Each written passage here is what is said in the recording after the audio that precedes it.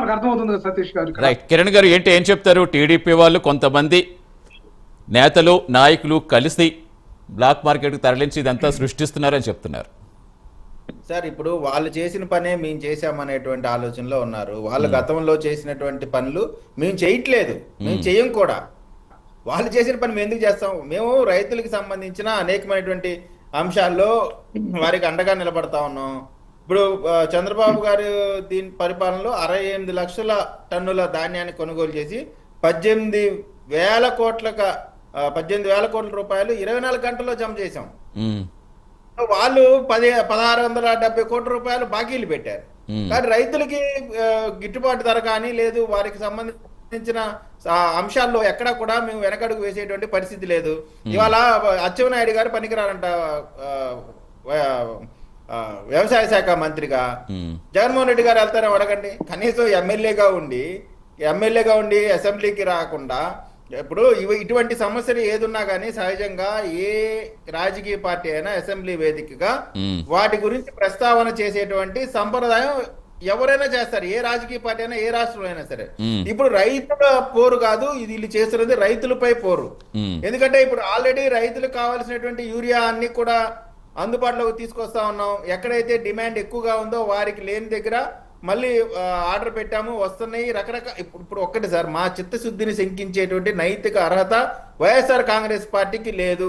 నేను అడుగుతా ఉన్నాను, రేపు పోరులో జగన్మోహన్ రెడ్డి గారు ఎక్కడ పాల్గొంటున్నారు? ఏ ఏ ఏ కలెక్టరేట్ దగ్గర పాల్గొంటా ఉన్నారు? కాబట్టి ఇది కేవలం రాజకీయ ఒక ఏమంటారు ఐటమ్. వాళ్ళు ఉన్నారు కదా, ఐపాక్ ఎవరో, వాళ్ళు ఏదో ఒక స్క్రిప్ట్ ఇచ్చారు. ఆ స్క్రిప్ట్ ప్రకారం తెలంగాణలో ఉద్యమం జరుగుతుంది కాబట్టి, తెలంగాణలో కొరత ఉంది కాబట్టి ఇక్కడ కూడా ఆ కొరతని ఒక బూచిగా చూపించి ఏదో ఒక కార్యక్రమం చేసి మేము ఉన్నాము. ఎందుకంటే రేపు అసెంబ్లీ కూడా జరగబోతా ఉంది, అప్పుడు కూడా వీళ్ళు వెళ్ళేటువంటి పరిస్థితి లేదు. కాబట్టి ఇప్పుడు ఏదో ఒక సౌండ్ చేసి మేము ఉన్నాం, మమ్మల్ని గుర్తించండి అనేటువంటి పరిస్థితి కోసం తప్ప ఈ ఎరువులపై వాళ్ళు చేసేది ఒక బోట కప్పు పోరు మాత్రమే తప్ప వీళ్ళలో చిత్తశుద్ధి లేదు. నిజంగా చిత్తశుద్ధి ఉంటే వీళ్ళకి సంబంధించినటువంటి ఎక్కడ ప్రాబ్లం ఉంది, ఎవరి దగ్గర ప్రాబ్లం ఉంది ఇటువంటి వాళ్ళు స్పష్టంగా చెప్పాల్సినటువంటి అవసరం ఉంది. అదేమి లేకుండా గతం కంటే కూడా అధిక శాతం మేము యూరియా అవైలబిలిటీకి తీసుకొచ్చాము, ప్రజలకు అందుబాటులోకి తీసుకొస్తున్నాం, రైతులకు అందుబాటులోకి తీసుకొస్తున్నాం, డిస్ట్రిబ్యూట్ చేస్తున్నాం. ఎక్కడైనా సరే ఇంత పెద్ద వ్యవస్థలో ఒక 4 చోట్ల 5 చోట్ల గలాటా జరిగితే దాన్ని భూతత్వంలో చూపించి వాళ్ళ పచ్చ మీడియా, మన బ్లూ మీడియా ఒకటి ఉంది కదా వాళ్ళకి, ఆ మీడియాలో చూపించి హైలైట్ చేసేటువంటి ప్రయత్నం చేస్తా ఉన్నారు. నిజంగా కొరత ఉంటే రైతులు ఊరుకుంటారండి? రైతులు ఏ విధంగా ప్రవర్తిస్తారో మీకు తెలియదు కాదు కదా. వారికి కావాల్సినటువంటి హక్కులకు సంబంధించి ఇబ్బంది కలిగితే ఎవరిని టాలరేట్ చేయరు. అది ఎన్డీఏ కూటమి అయినా, జగన్మోహన్ రెడ్డి అయినా, ఎవరైనా సరే ఒక్కొక్కరిని రోడ్లపైకి లాగేటువంటి శక్తి మనం కలిగినటువంటి రైతు సోదరులు. కాబట్టి ఏ రైతుకు కూడా ఇబ్బంది కలిగించేటువంటి ప్రయత్నం ఎవరు చేయరు. ఈ ప్రభుత్వం మరి ముఖ్యంగా రైతుల పక్షపాత ప్రభుత్వం, రైతులకి అండగా ఉండేటువంటి ప్రభుత్వం. అంటే నిజంగా గతం కంటే అసలు తగ్గిందా? అంటే ఆ మాటలు కూడా ఎందుకు వస్తున్నాయి అనుకోవాలి, ఎందుకు వినిపిస్తున్నాయి అనుకోవాలి? ఇప్పుడు లాస్ట్ ఇయర్ చూస్తాం, లాస్ట్ ఇయర్ మీరు అధికారంలో ఉన్నారు, అప్పుడు లేవు. గతం కంటే ఇప్పుడు డిమాండ్ పెరిగింది, గతం కంటే వాడుక పెరిగింది. కాబట్టి సెంటర్ లో కూడా భారతదేశ వ్యాప్తంగా కూడా ఒక డిమాండ్ క్రియేట్ అయిన మాట వాస్తవం.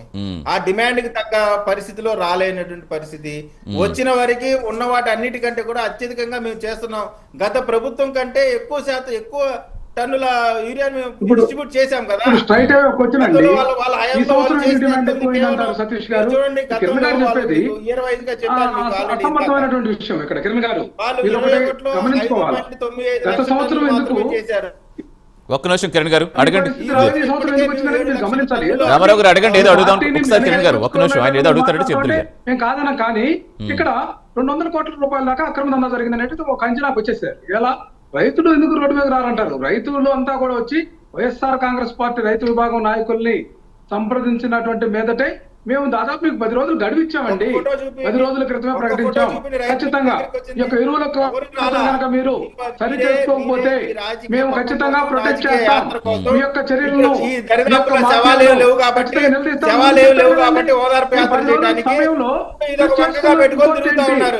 తెలంగాణలో పరిస్థితి ఇక్కడ లేదు. రైతులు ఎవరు కూడా దీనిపైన ఉద్యమం చేయట్లేదు, ఇబ్బంది పడట్లేదు.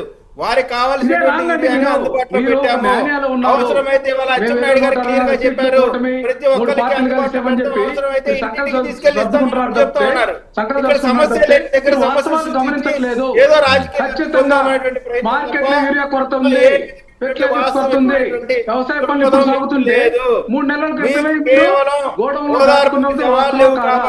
ఇక్కడ ఒక అంశం అండి సతీష్ గారు, రైట్ కంటిన్యూ చేద్దాం ఒక్క నిమిషం. ఎస్, అసలు కాదు అసలు యూరియా కొరత అనేది అసలు కేంద్రం నుంచే కేటాయింపులు తగ్గాయా లేక రాష్ట్రంలో ఉత్పత్తి పడిపోయింది? ఒక నిమిషం వస్తాను రామారావు గారు, బ్రేక్ తీసుకుని వస్తాను. బ్రేక్ తర్వాత కంటిన్యూ చేద్దాం. అసలు ఏం జరుగుతోంది? నిజంగా యూరియా వాడకం ఎక్కువ పెరిగిందా? కేంద్రం నుంచి ఉత్పత్తులు తగ్గాయా? రాష్ట్రంలో ఉత్పత్తి పడిపోయింది?